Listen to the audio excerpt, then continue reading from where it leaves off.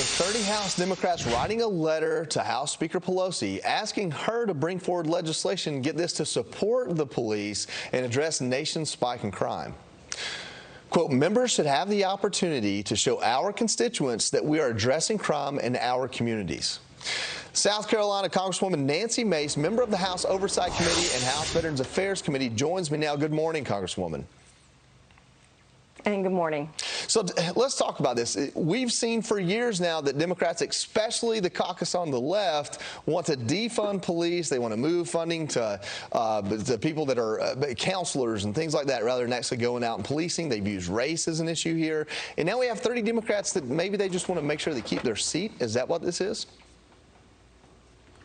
More than likely, and it's clear that the Democrats have a branding problem. You just had Nancy Pelosi slow walk the security bill that would keep our justices safe when they had protesters showing up on their front lawn, when someone was armed and dangerous, and when the president, Joe Biden, wouldn't condemn these protests outside their homes, which, by the way, is against the law. But yeah, you're definitely seeing a funding, I guess, a branding problem with Democrats going into the midterm elections. Absolutely, 100%. You know, kind of moving from the funding of police, because this is a part of the same topic, you've had people vandalize your home, and you know what it's like to have groups try to pressure you into voting a certain way. But we actually have laws against that that sometimes are enforced. Law enforcement is monitoring a radical pro-abortion group called Jane's Revenge ahead of the Supreme Court ruling that could come out any moment now, really. And now you're calling for a congressional hearing about these attacks on the pro-life pregnancy centers. We were talking about this earlier this morning with a guest. It seems like the DOJ just isn't really taking this as seriously as they have some of the other things, like, say, white supremacy and politically charged issues that they've investigated.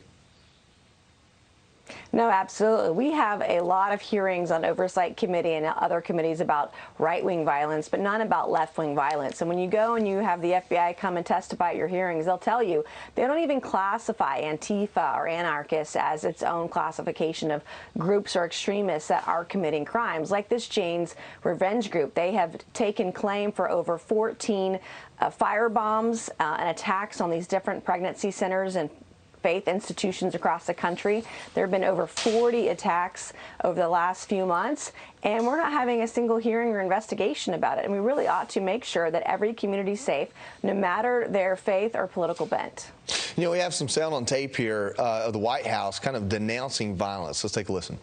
Again, violence and destruction of property have no place in our country under any circumstance, and the president denounces this action. Actions like this are completely unacceptable, regardless of our politics.